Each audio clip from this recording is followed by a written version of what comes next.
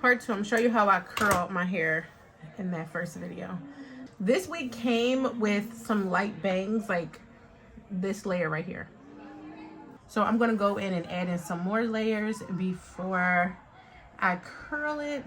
And when you're on your non-dominant side, twist it and then just kind of layer downward.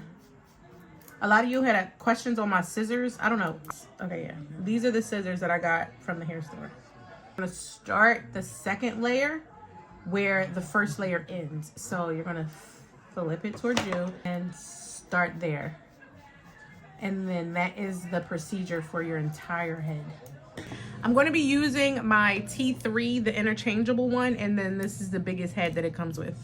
Take your curler, right? Upside down, clamp at the bottom, clamp it, pull it down, twist it. You're not really going to put too much pressure on this because you don't want the hair to come out. So just lightly so that the hair can pass through the barrel and the clamp at the same time. And we're gonna twist, and we're twisting away from the face the whole time. Twisting away,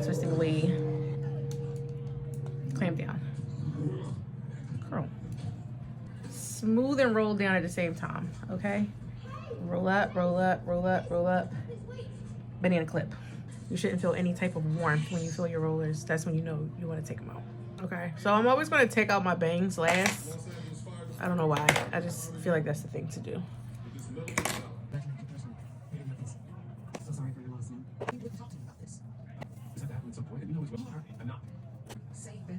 And why haven't you tried to kiss me?